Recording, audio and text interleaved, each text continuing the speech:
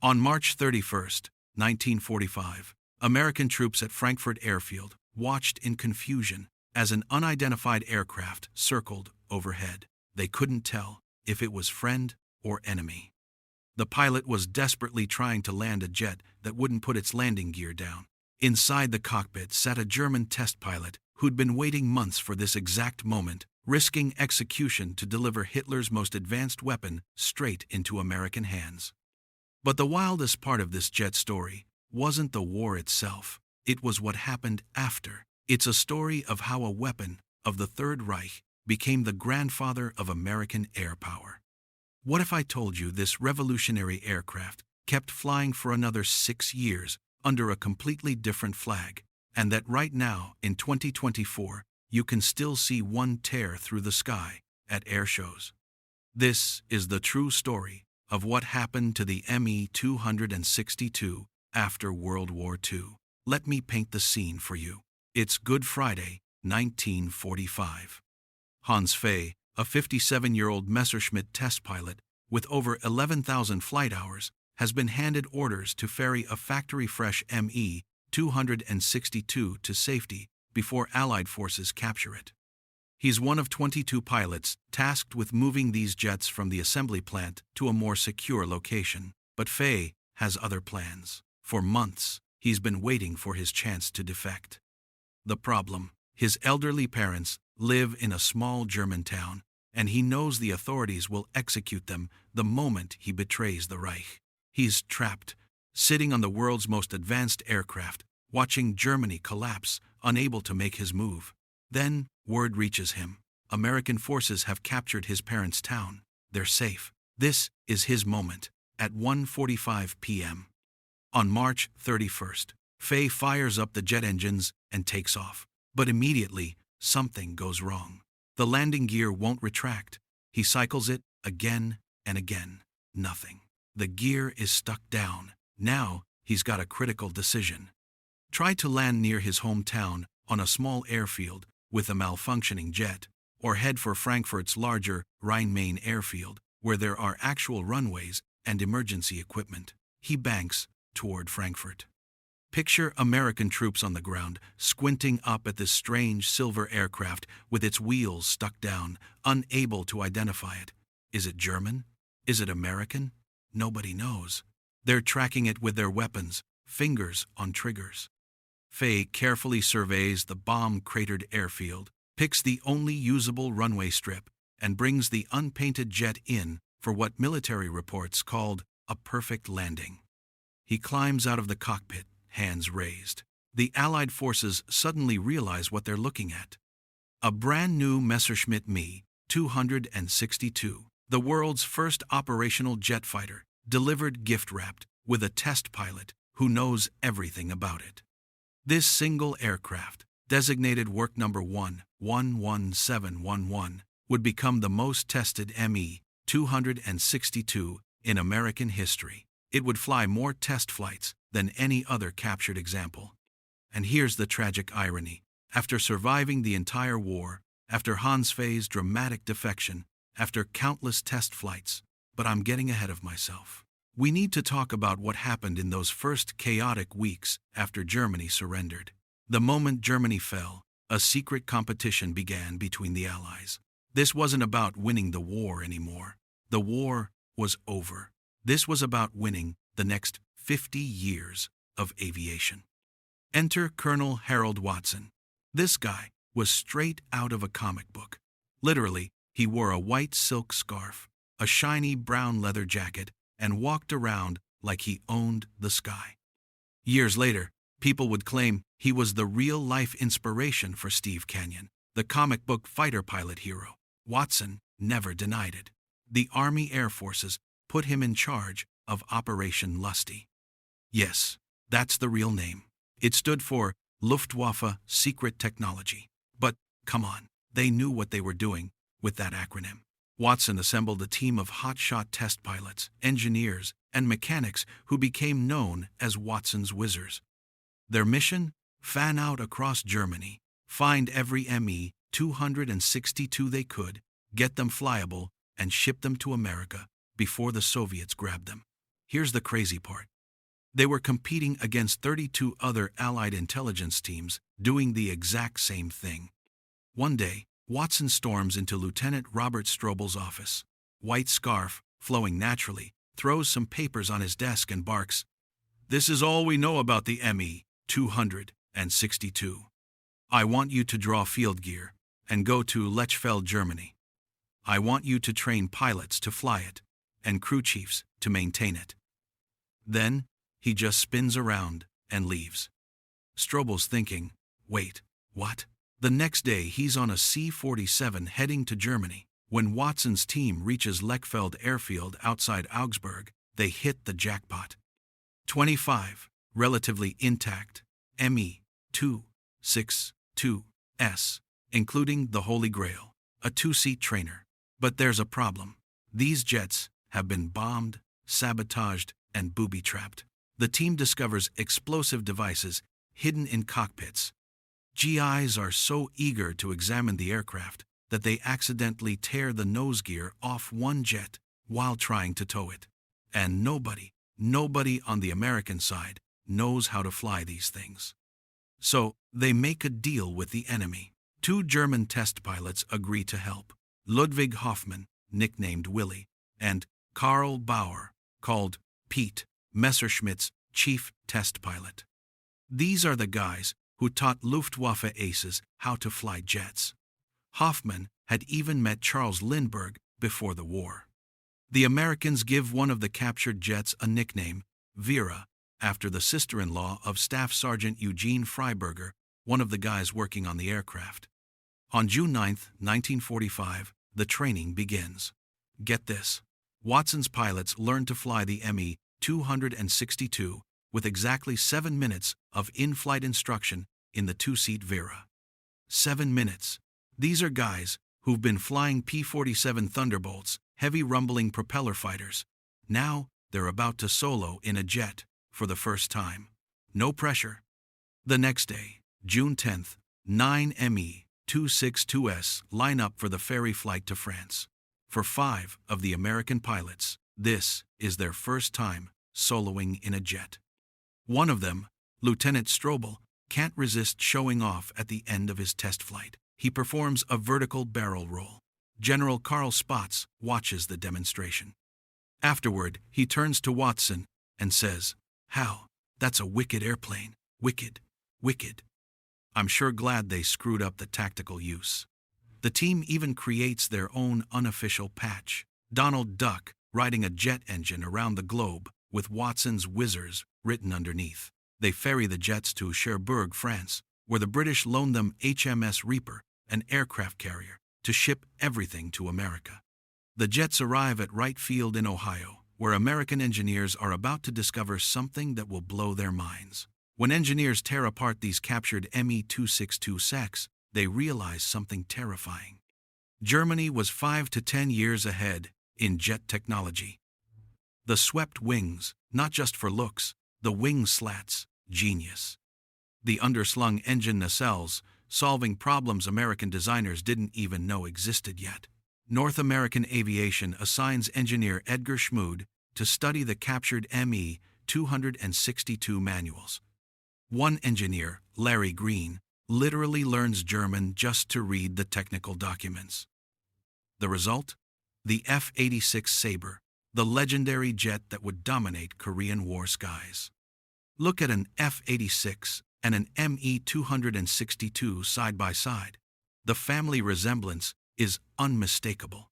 The Soviets are doing the exact same thing on their side. Their captured Me-262s become the blueprint for the MiG-15. 5 years later, when American F-86 Sabres face Soviet MiG-15s over Korea, they're essentially fighting with evolved versions of the same German technology.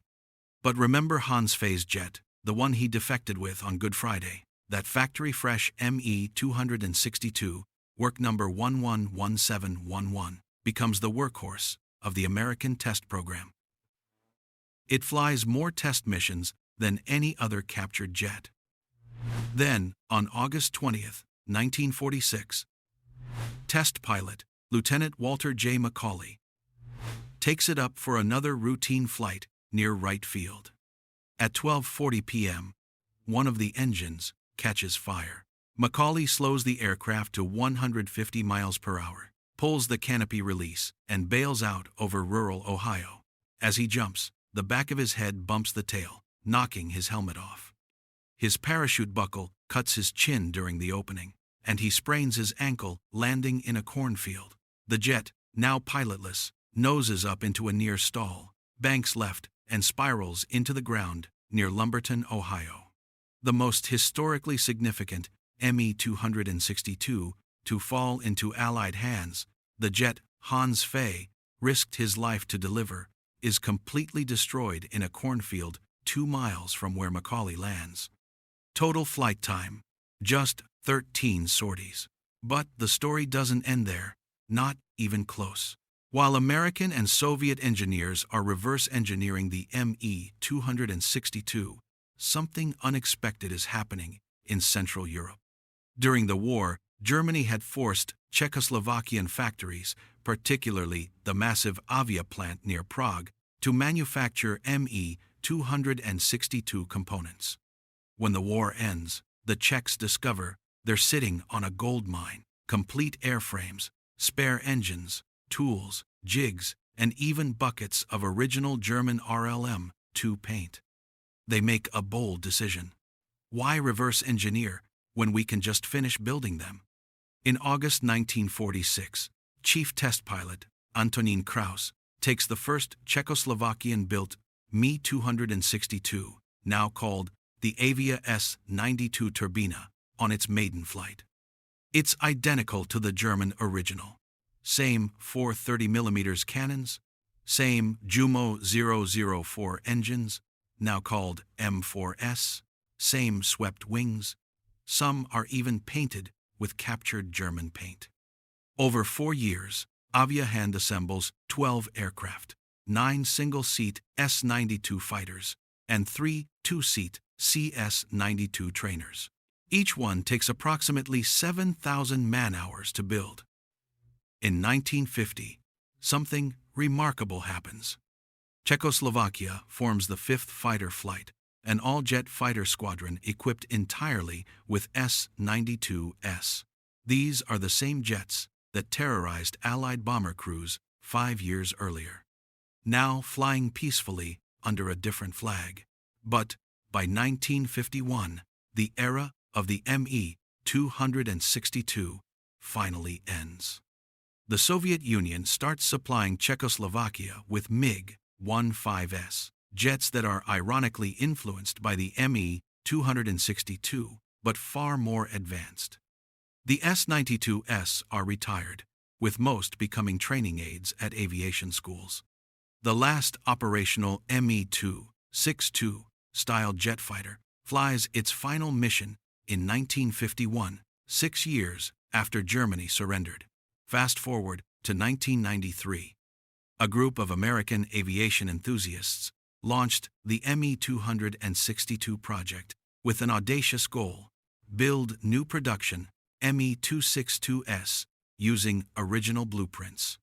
They borrow an original airframe, Me-262B, work number 110639, from the National Naval Aviation Museum. That's Vera, by the way, the same trainer Watson's Whizzers used. Using this as a template, they set out to build 5 aircraft. But there's a problem with historical accuracy. Those original Junkers Jumo 004 engines were death traps, built with substitute materials because Germany lacked heat-resistant alloys. They lasted maybe 25 hours before burning out. The solution: General Electric CJ610 turbojet engines concealed inside detailed reproductions of the original Jumo 004 engine nacelles. To the eye, they look identical, but they're actually 40% more efficient and vastly more reliable.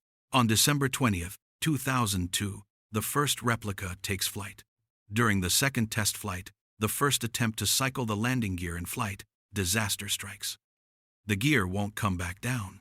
The pilot uses the emergency blowdown system. The landing gear deploys, but on touchdown, the left main gear collapses. The aircraft is grounded for over a year for repairs. Déjà vu, right? Even the replicas inherit the Me-262's temperamental landing gear, but they fix it. 5 replicas are eventually completed, some 2-seaters, some single-seaters. 4 are airworthy. Today, you can see these Me-262 replicas at air shows across America and Europe. In 2023, registration DIMTT, operated by Flugmuseum Messerschmitt in Germany, became the first Me-262 to fly in UK skies since the 1940s, when it appeared at the Royal International Air Tattoo. The Collings Foundation, in Houston, Texas, operates one. Another is based in Manching, Germany. And here's the wildest part. One restoration project is attempting to fly an original Me-262 with actual rebuilt Junkers UMO 004 engines. The real deal, not modern replacements. The Military Aviation Museum is working to bring their Me-262 replica to EAA AirVenture Oshkosh in 2025, which would be the first time this aircraft type has appeared there. Meanwhile, only about 9 original German-built Me-262s still exist in museums. The Smithsonian has one. The National Naval Aviation Museum has the original Vera that Watson's Whizzers used to train. And remember Karl Bahr, Messerschmitt's chief test pilot, who taught the Americans to fly jets. The U.S. government brought him to America in fall 1945 to support their research. By December, he reunited with his family in Germany. In 1954, he resurfaced as an engineer for Chance Vought Aircraft Corporation in Dallas, Texas, where he worked until his death in 1963. The enemy became the teacher. The teacher became American. So, what really happened to the Me-262 after World War II? It became the secret blueprint for the entire jet age. Every major power that captured one learned from it. The Americans built the F-86 Sabre. The Soviets built the MiG-15. The British refined their Gloucester Meteor. The Czechoslovaks just kept building them for 6 more years. Even Boeing's B-47 Stratojet bomber borrowed its swept-wing design principles. Look at a modern fighter jet, any modern fighter jet. F-22 Raptor, F-35, Lightning, Eurofighter Typhoon, those swept wings, that's the Me-262's DNA, echoing through 80 years of aviation development. The jet was too late to save Germany. They produced about 1,430 of them, and Luftwaffe pilots claimed 542 Allied aircraft destroyed. But by the time they entered combat in July 1944, Germany was already losing. The Me-262 couldn't change the war's outcome, but it changed everything that came after. From Hans Fay's dramatic defection on Good Friday 1945, to Watson's Whizzers learning to fly jets in 7 minutes, to Czechoslovakia secretly building them into the 1950s, to modern replicas tearing through the sky at air shows today. The Me-262 story proves that sometimes the most important battles aren't won in combat. They're won in the designs that come after. They're won in the lessons learned. They're won in the technology that gets passed down through generations of engineers who understand that the future doesn't care who lost the war. The Messerschmitt Me 262 lost World War II, but it won the future of aviation. If you enjoy these uncovered stories from aviation history, I'd appreciate you hitting that like button and subscribing to the channel so you never miss our next story from the shadows of history. See you in the next one.